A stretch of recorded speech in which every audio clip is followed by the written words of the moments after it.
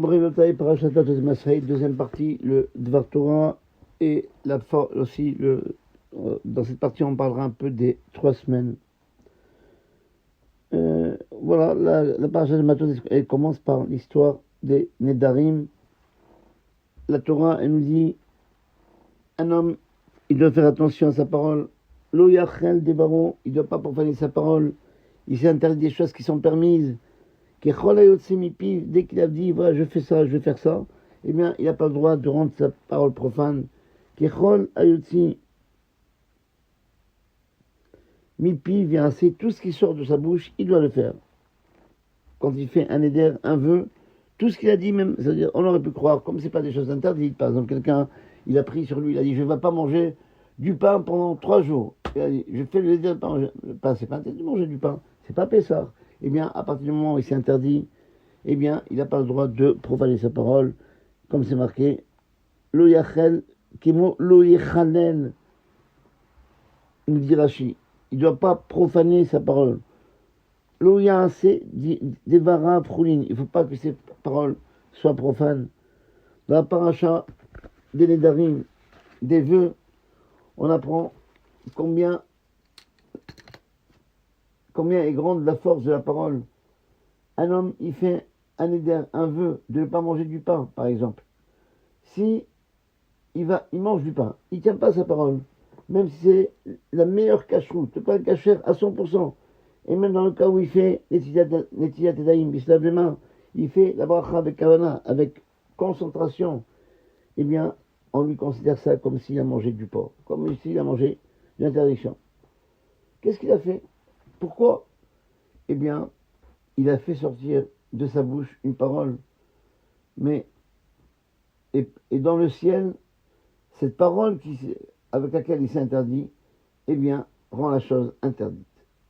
Et en réalité, Rabbi Yahu Cohen, un des rabbinim de Izmir, il a posé question dans son livre Megalet Sefunot sur tout le concept des Nedarim, du Neder, quand quelqu'un fait un Neder, je fais le vœu de ne pas faire ça, ou bien je jure, il y a 2 paroles, un Neder et la joie.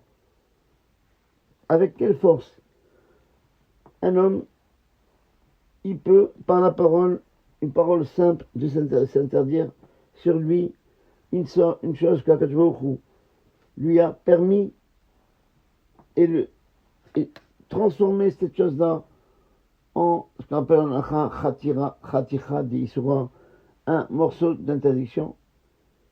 Et comme ça, il explique que la parole, qui est la particularité de l'homme par rapport à tous les animaux, c'est marqué dans la Torah, Vayi Adam Nefesh Chaya, l'homme, il fut une âme vivante. Et le Targum a expliqué, la Rama a expliqué, les Ruach Mamala, à quelqu'un qui parle. Donc, il faut savoir que la parole qu'on a, elle est le conduit de la Neshama. Et cette Neshama-là, c'est elle aussi qui différencie l'homme de l'animal. Il est marqué on dit tous les jours, Umutar Adam, le supplément de l'homme par rapport à l'animal. Aïn, il n'y a pas Levad Aneshama Ateora, que la Neshama, pure. Et c'est pourquoi, comme la parole, c'est le conduit de la Neshama, alors c'est pour ça qu'il y a une grande force à la parole. Jusqu'à ce que les tzadikim, ils avaient la possibilité de tuer ou de ressusciter par leur parole.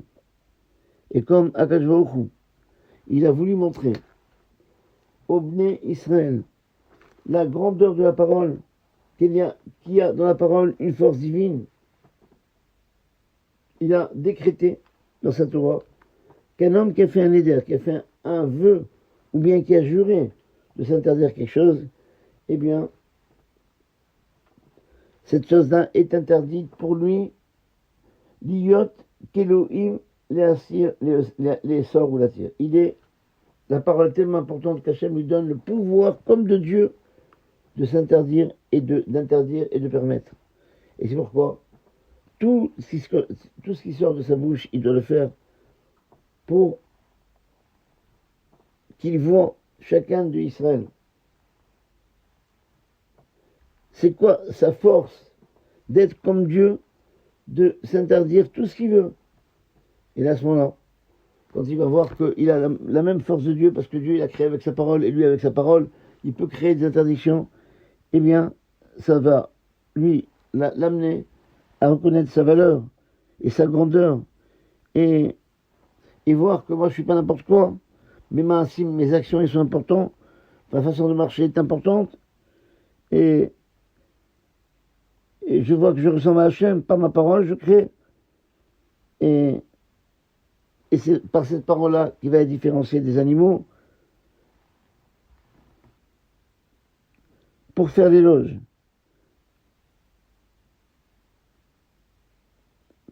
Par la parole.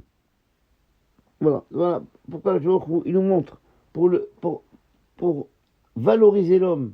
Pour dire, tu sais, toi par ta parole, tu es comme Hachem. Pour qu'il fasse attention à ce qu'il dit et ce qu'il dit. Voilà, mon rêve en bataille. Donc, on va voir. Il y a marqué, Khamim disent, le Yachel des barons, il n'a pas le droit de profaner sa parole. Tout ce qui sort de sa bouche, il doit le faire. À partir de comment se dire, certains expliquent ce verset. Quand quelqu'un il fait attention à sa parole c'est Kodesh. Tout ce qu'il promet, il le fait. Eh bien, Akadosh Baruch Hu, il y a marqué, Kechol hayotse mipiv, tout ce qui sort de sa bouche, c'est assez, pas lui, il fera. Akadosh Baruch Hu, il va le faire. À partir de quand un homme, il aura droit à cette bracha particulière, que tout ce qui sort de sa bouche, on va le faire. Le Chida, il explique que les tzadikim, ils ont le mérite que leur brachot, leur bénédiction et leurs promesses ne reviennent jamais bredouilles. Pourquoi? Parce qu'ils ont le srout du fait qu'ils profanent jamais leurs paroles. C'est-à-dire, il faut attention, que leurs paroles soient toujours bigdoucha, avec sainteté, avec pureté. Il faut attention de ne pas impurifier leur bouche, et de ne pas impurifier la gdoucha tadibour, la sainteté de la parole que Hachem leur a donnée par des mensonges, par des lachonara, par des moqueries. Et c'est comme ça, ils ont le srout que tout ce qui sort de leur bouche, Akadosh Baruch Hu accompli. La Torah, elle vient nous apprendre ici que la bouche d'un homme kadosh, saint, eh bien, il a la force de faire des changements et des nissim dans l'homme, dans le monde. Et tout ça à condition qu'il garde la gdusha, la sainteté de la parole, de la bouche, et de ne pas la profaner. Plusieurs histoires. On raconte sur la force des gdolim, de nos tzadikim, et que par leurs paroles, ils ont changé la réalité. Dans le livre, par exemple, Zachor et David, qui est sorti en souvenir de Rabbi David Frenkel, un juif kadosh, un juif saint, qui était proche du Chazon Ish, qu'il s'appuyait sur le Chazon Ish dans toutes ses actions, et il a servi d'autres gdolei Israël, d'autres grands d'Israël. Il y a beaucoup d'histoires qui ont été racontées par lui, et dans une histoire, ce Rav, il raconte que son père, Rabbi Yitzhak, lorsqu'il était un petit enfant, âgé de 6 ans, il y a eu une maguéfa, une maladie, une épidémie dans sa ville, dans la ville où il habitait. Et il y avait des centaines de personnes qui mouraient.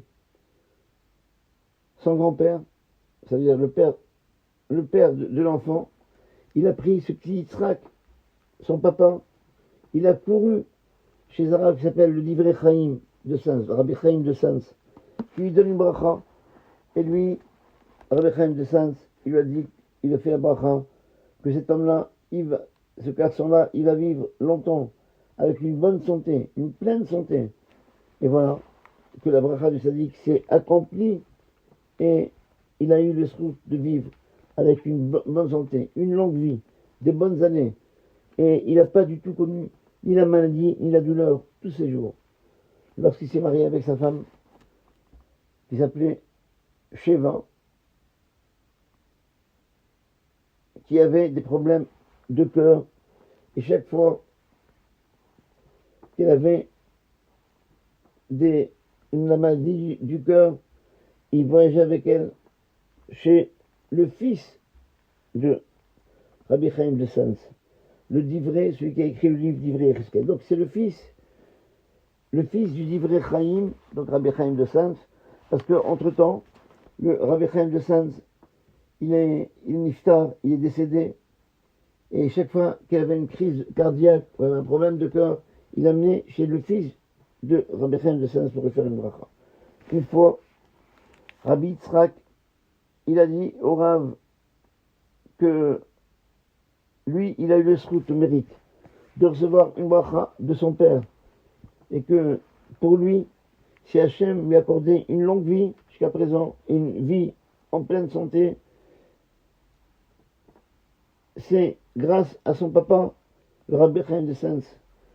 Alors, à ce moment-là, la femme, elle a commencé à crier, elle a dit, lui, il a le bracha. Mais moi, qu'est-ce que je vais devenir?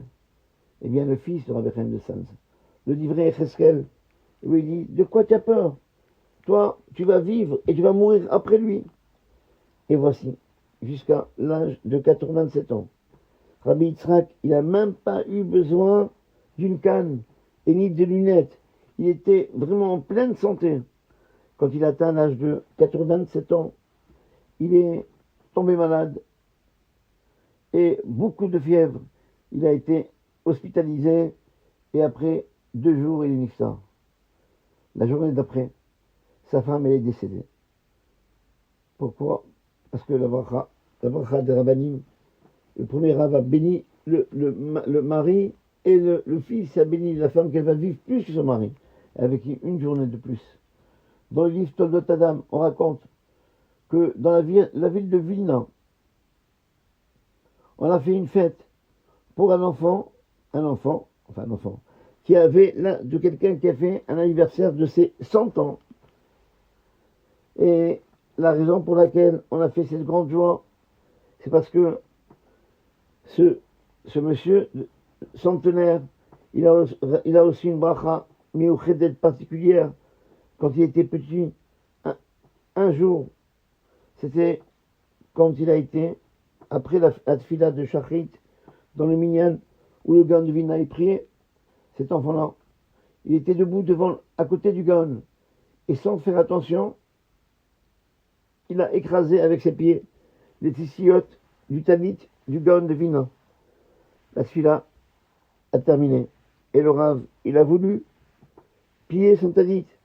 Mais cet enfant, il écrasait encore les tissiotes du Rav. Eh bien, le Rav, il s'adresse à cet enfant. Il lui dit, enfant, qu'Hachem, il te donne une bonne santé jusqu'à 100 ans. Est-ce que tu ne peux pas te pousser un peu ton pied, pour que je puisse prendre mon talit et le plier? Et lorsque les habitants de la ville de Vilna, ils ont entendu que le Gaon, il a fait sortir de sa bouche une bracha particulière, cette bracha-là, eh bien, c'était évident pour eux que cet enfant-là, il va vivre jusqu'à l'âge de 100 ans. Et voilà pourquoi. Ils ont fait une grande séouda pour montrer, voilà, la force des sadikim, que Baruch Hashem, maintenant, cet homme-là, il a eu la bracha du Gaon Vilna qu'il lui a donnée, et c'est accompli. On raconte aussi une histoire pareille de Rabbi Meir Karditz sur un juif âgé qui vivait à Vilna jusqu'à l'âge de 200 ans. Et il a expliqué pourquoi Hachem lui a donné une longue vie. C'est parce que quand il était petit, il priait dans le Beth Midrash, où le Gaon, c'est là-bas où il priait. Et un jour, lorsque le Gaon de Vilna, il s'est approché, vous savez, parce qu'avant, il n'y avait pas de robinet. On remplissait des tonneaux, on mettait dans la synagogue pour que chacun, puisque c'est une mitzvah, les gens ils ne savent pas de se laver les mains avant que chaque fila. Alors on mettait un fil d'eau comme ça, et un kéli pour se laver les mains avant de faire la tfila, puisqu'il n'y avait pas de robinet. Eh bien, quand le Gaon de Vilna, il s'est approché de ce fût d'eau qui était en dehors de la synagogue pour la Netilat Yadayim avant la tfila, le Gaon s'est aperçu que le fût était vide. L'enfant, quand il a vu ça, tout de suite, il a couru à sa maison pour amener de l'eau pour Netila. Le Gaon, pour le remercier, il a dit, Bez Hachem, enfant, merci beaucoup, tu vivras jusqu'à 100 ans. Lorsque cet homme-là a atteint l'âge de 99 ans, il est tombé malade, mais il a refusé catégoriquement qu'on amène un médecin en disant que ça sert à rien. Je sais qu'il me reste une année à vivre. Je sais que le gars, il m'a béni jusqu'à 100 ans. Et Bémet, quand il est arrivé à l'âge de 100 ans, il est niftar. Une dernière histoire, on va montagne, pour montrer combien les Gdoléadors, ils avaient la possibilité de maîtriser par la parole sur tout ce qui se passe, de décréter sur les choses. On raconte dans le livre Betzilo Chimati qu'il a écouté de son oncle Rabbi Israq Rapaport, qu'il a écouté du Avnei Nezer, qu'une fois le char, c'est donc le commentateur du Shulchan Aruch, est arrivé dans la ville de Kalish et il a fait une dracha au Beth Midrash, dans la maison d'études. Et donc le Magen Avraham, il est venu, qui habitait dans cette ville, il est venu pour écouter la dracha. Et à la fin, il a appelé un de ses élèves, il lui a dit, va voir le Rav Shach et pose-lui cette question-là par rapport à ce qu'il a dit. Et s'il te répond comme ça, pose-lui telle question. Et si il te répond, même sur cela, pose-lui, réponds-lui comme ça. Et il lui a donné une table de questions, questions-réponses, etc. Parce qu'il connaissait, c'était un Gaon, le Magen Avraham, il savait qu'est-ce qu'il va lui dire pour se défendre de Rav Shach. Il avait prévu les réponses. Et voilà, il a envoyé avec tout un pile-poule une démonstration entière. Le Talmid, l'élève, il a fait comme son maître lui a demandé, le Magen Avraham. Il a été à l'auberge, il a posé la question au Shach, la première question. Lorsque le Shach lui a répondu comme le Magen Avraham, il a prévu, eh bien il a posé une autre question, la deuxième question qu'il a montrée, et donc comme ça ils ont parlé pendant plus d'une heure, suivant le guidage du Magen Avraham. Le Shach, il était très content, il a beaucoup profité, et à la fin du pile-poule, à la fin de cette démonstration, il commençait à lui parler de d'autres choses. Mais le Talmud dit, moi je suis pas prêt. Il lui a dit, moi je suis, tout ce que tu as écouté, je sais pas, c'est pas de moi, c'est pas même pas de moi. J'ai été envoyé par le Magen Avraham et le Shach. Il a voulu rencontrer le Magen Avraham. Et voilà, il a demandé, appelle ton maître, j'ai envie de le voir, de parler avec lui. Et le Magen Avraham est arrivé à l'auberge du Shach pour parler longuement avec lui des paroles de Torah. Au milieu de la discussion, l'aubergiste, il tape à la porte fortement. Il a dit au Shach, le Shach, encore une fois, c'est le Sifte Cohen, il lui dit, Kvod Arav, vous êtes obligés de sortir les deux d'ici. Pourquoi? Il dit pourquoi? Parce que dans l'auberge, il y a un homme, malheureusement, qui est en train d'agoniser et qui va mourir d'un instant à l'autre. Le problème, c'était que le Shach, c'était un Cohen. Il devait abandonner cet endroit-là très rapidement. Mais, au lieu de partir, il a retroussé sa manche, il a frappé sur la porte, il a dit « Moi, j'ordonne d'attendre ». Il a continué à parler avec le Magen Avraham. Lorsqu'ils ont terminé de parler, il est sorti de la maison. Et tout de suite, dès qu'il est sorti, eh bien, ce monsieur qui agonisait, il est niftar.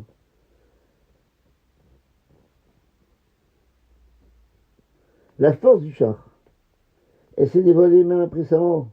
Le Avnei Nezer y témoignait, comme il a raconté un juif qui gardait les clés du cimetière où le Shach était enterré.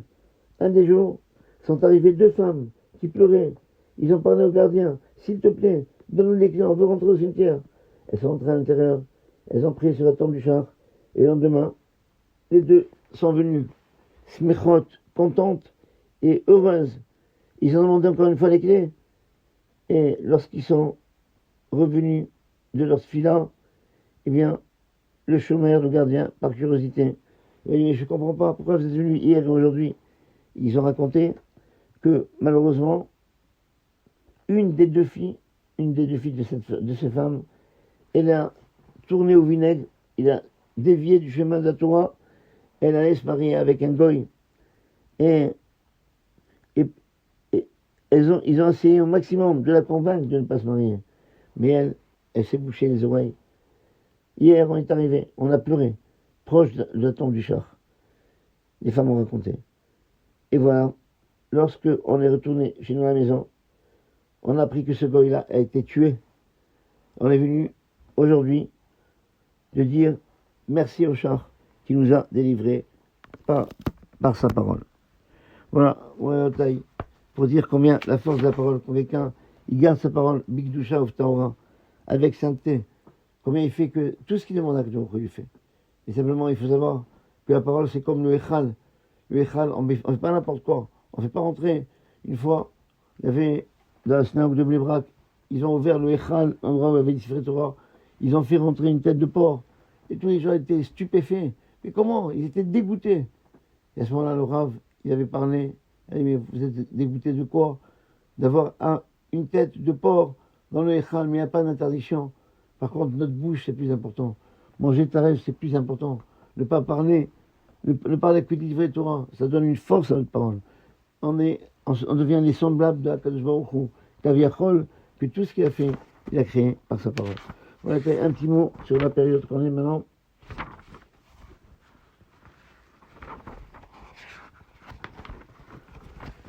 Et d'ailleurs, en parenthèse, on retrouve pas pareil pour les Bnei Gad, les Bnei Reuven, quand ils ont été à la guerre. Ils ont dit non, on va à la guerre, on reste ici, on va rester ici, on ne va pas entrer en Israël, mais on reste ici, mais on va à la guerre avec nos frères, après on revient. Eh bien,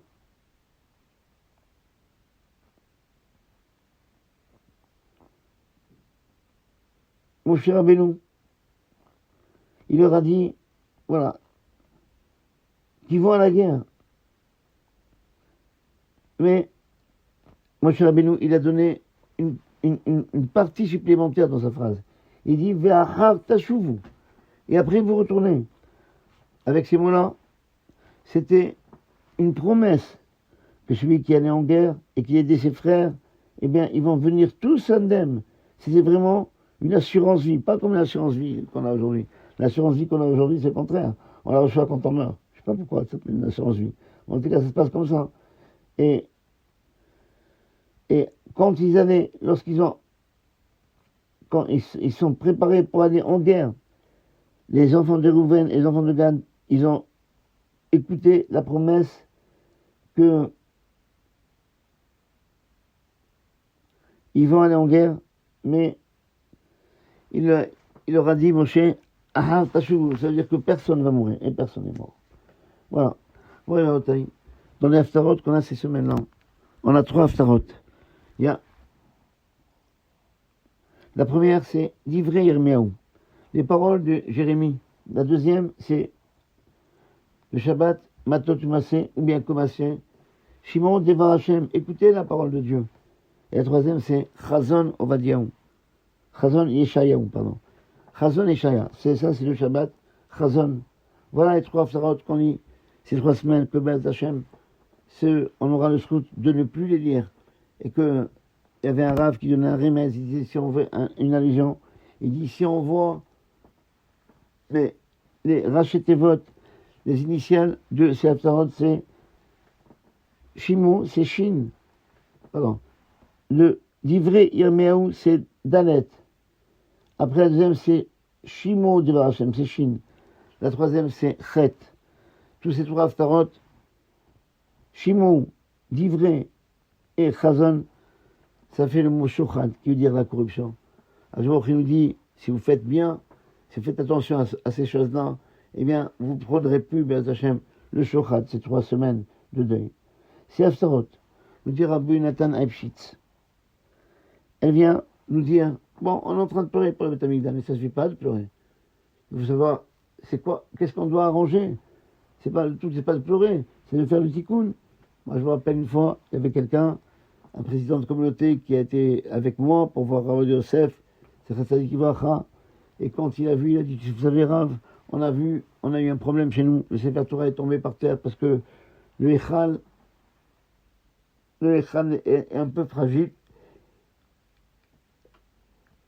On a le parchemin qui est tombé, et voilà, et on a fait comme c'est marqué dans vos livres, que s'il y a un Sefer Torah qui tombe, il vaut mieux, au lieu de jeûner, faire Ta'anit Dibour. On l'a fait dans notre communauté, le jeûne de la parole. Il y avait plus de 100 personnes qui sont venues toute la journée. Ils ont fait un Ta'anit Dibour, ils ont lu Tehillim toute la journée. Et lui, il s'attendait, quand Rav Yosef, il lui dit, Hazak, mon fils, c'est très bien. On a celui dit, c'est bien, mais est-ce que vous avez réparé le Echal? Voilà, le tout, c'est pas de pleurer. C'est de réparer les fautes qu'on a fait. Et c'est quoi les fautes qu'on a fait? Rabbi Nathan Eibschitz, il dit, c'est Haftarot, il vient nous dire qu'est-ce qu'on doit réparer. Il y a 3 sortes de fautes que la plupart des gens y font, plus que les autres. Il y a les fautes qu'on fait par les oreilles, par la bouche et par les yeux. C'est les organes principaux qui font les intermédiaires de toutes les fautes. C'est pourquoi, au début, pour montrer, voilà, on doit ranger ces 3 organes qu'on a. Les oreilles, la bouche et les yeux. C'est pourquoi la première haftara qu'on lit, c'est d'ivrer Yirmiyahu, d'ivrer les paroles, c'est la bouche. D'abord, il faut arranger toutes les choses, toutes les paroles. Après, il y a marqué Shimon Devar Hashem. Écoutez la parole de Dieu pour arranger toute l'histoire de l'écoute. Écoutez les choses bien. Et la troisième haftara, c'est Chazon, vision de Yeshayahu. Pour ne voir que des bonnes choses. Et non pas voir des choses que l'œil ne doit pas voir. Et on dit, au nom de Rabbi Shimshon Ostropoli, Rabbi Shimshon Ostropoli, ces 3 organes, c'est les organes que toute la vie de l'homme, elle dépend. La bouche, c'est marqué, comme on a dit tout à l'heure, Adam Nefesh Chaya. Un homme, grâce à la bouche, grâce à la parole, ça devient un être vivant. Ça veut dire quoi, Nefesh Chaya? Le Targum explique, comme on a dit tout à l'heure, des Ruach Manna, un souffle parlant. La bouche, c'est ça qui rend l'homme. La deuxième, c'est quoi? L'oreille. On voit dans les dynimes du dommage, que quand quelqu'un il a fait un dommage à son serviteur, il a marqué Chercho, s'il a rendu sourd, l'hôtel il doit le payer entièrement, comme s'il a fait un dommage dans tout son corps. Pourquoi? Parce que quelqu'un qui n'entend pas, il est considéré comme un mort. L'œil, c'est pareil, celui qui ne voit pas, il est considéré comme un mort. Ces 3 organes essentiels dans l'homme sont les organes essentiels de l'homme. Et il faut faire attention, il faut mettre le point sur ces 3 organes pendant cette période-là. Et ça, c'est ça que c'est Haftarot vous avertit. Shimo, écoutez, d'ivrer, parole, chazon, vision, arranger ces 3 choses. Et moi, il faut savoir que les Talmidei Chachamim, ceux qui sont les représentants de la Torah, ils doivent faire attention à ces choses-là, plus que les Ameharatzot, plus que les ignorants. La Gemara, elle dit, les Chachamim, ils t'ont dit, Tsefouni. Tsefouni, c'est quoi celui qui est caché? Je vais l'éloigner de chez vous. C'est les Serara, qui est caché dans le cœur de l'homme. Ça veut dire que la chouspa, l'effronterie du Yetzirara, c'est qu'il préfère laisser tomber, laisser tranquille les Umot Haolam, les nations du monde, tranquilles, et de provoquer seulement Israël. Et Abbé dit, encore, le Yetzirara, il est encore plus fort. C'est pas qu'il va provoquer et vouloir faire fauter à Israël, mais il va prendre les plus grands d'Israël pour les faire fauter. C'est ça sa mission.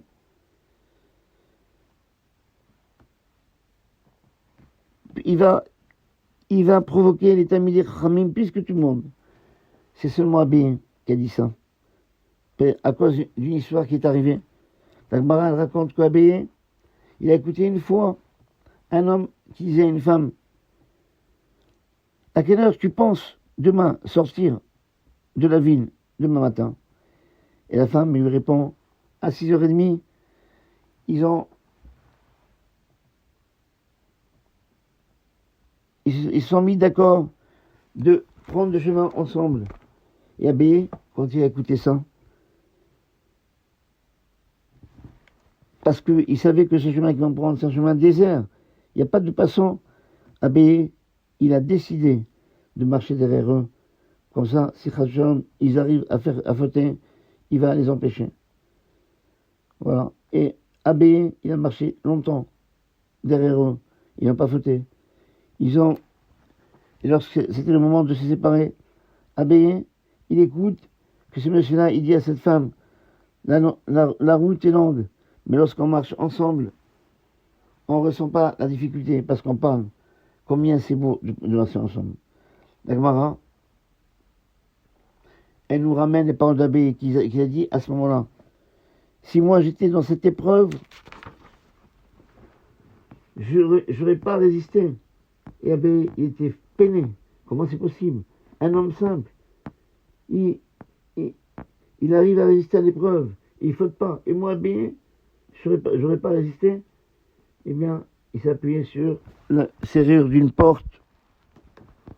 Et il a pensé, c'est pas pour rien que la Gemara ramène qui sait, il s'est appuyé sur une serrure. Mais il y a un remèze, il y a une allusion. C'est quoi? Si on veut comprendre, comment un voleur, ça marche? Qu'est-ce qu'il va choisir à voler? Quel mieux? Est-ce qu'il vole dans les maisons qui sont bon marché à Barbès ou bien il va aller au 16e?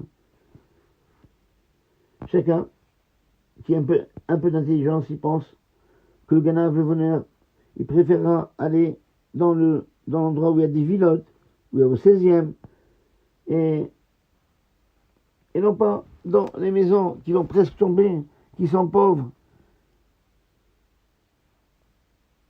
Si déjà il doit voler, alors on choisit une bonne maison.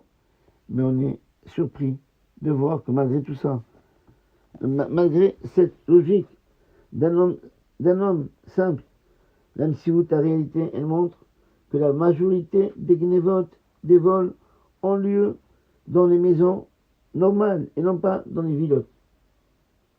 Et en plus, ce qui est surprenant encore, malgré que la réalité, elle montre que les villas, il y a moins de voleurs que dans les maisons ordinaires. De toute façon, malgré qu'ils ne sont pas volés, elles sont plus protégées par des moyens de protection, de sécurité très sophistiqués. Il y a des caméras de sécurité, il y a des alarmes, il y a des sociétés de gardiens, des portes avec des codes. Mais pourquoi? Puisque les maisons normales, il n'y a pas des pauvres chez vous. D'après les statistiques, il y a moins de vols. C'est évident. Ça, c'est les questions de naïf. Pourquoi? Parce que la question, elle est répondue par l'autre question. Pourquoi il y a des moyens de protection plus sophistiqués? Parce que c'est là-bas où ils veulent voler. Et pourquoi il y a moins de vols? Eh bien, parce qu'il y a des moyens de sécurité. Pourquoi il y a plus de vols dans les maisons simples? Parce qu'il n'y a pas là-bas des moyens de sécurité. Et pourquoi on ne met pas? Parce qu'il n'y a pas de quoi protéger. Il n'y a pas de quoi protéger. Automatiquement, il y a beaucoup plus de vols. Mais Tsarara, Moriotai, c'est comme ça. Dit le Stapler. C'est un voleur. C'est le pire des voleurs du monde. Ils volent à l'homme, selon l'âme à bas, et ceux en âme, et même dans l'âme, même chez Monti, jusqu'à ce que l'homme mette le filim, il prie, même étudie la Torah, le Tsarara, il vient, il veut le faire sauter. Et la personne, elle ne garde pas sa bouche, et il perd tous ses scruotes, tous les mérites qu'il a eus. Le Ganav, ce voleur, le Tsarara, il ne veut pas voler. les maisons simples. Il veut voler le quoi? Les gens qui se trouvent au Beth Midrash. Là-bas, c'est comme les vilottes. Là-bas, dans la rue, il n'y a pas de quoi voler. Tout est efker. Les gens, ils parlent de n'importe quoi. Il n'y a pas de retenue. Il n'y a aucun intérêt. C'est pas fort de sa part d'attaquer ces gens-là. Il veut voler les gens du Beth Midrash. Mais là-bas, pour Hachem. Comment on se protège, etc. Alors qu'il veut voler. C'est tous les moyens de protection. C'est Shmirat Hainaim. Le fait de garder nos yeux, de garder notre bouche et notre langue. De ne pas écouter des choses interdites. À cause de tous ces moyens de sécurité. C'est très difficile à l'homme de rentrer au Beth Midrash. Et lorsqu'il n'y a pas le choix, eh bien, il va sortir du Beth Midrash. Il va voler autre part. Et voilà. C'est pour ça qu'un Talmid Chacham, il faut faire attention plus que tout le monde. Parce qu'il doit prendre des moyens de sécurité, parce que c'est lui, puis etc., il veut voler. Puis Ratson Ben Hashem. On fait attention à ces trois choses. Qu'on ne prend pas de shochat, qu'on fait attention à Shimon, à notre parole. De faire attention au Shimon, à notre écoute. Faire attention à d'ivrer à la parole. Et faire attention à nos yeux. Si on fait attention à nos yeux, à notre parole, mais à nos oreilles, ils sont tous dans la tête, ces trois sens. Et même Hachem, on arrivera à ce grand jour où Bayomaou, Hachem, Echad, sera, son nom, il sera Echad, unique, et son nom sera Hachem, unique. Shabbat Shalom.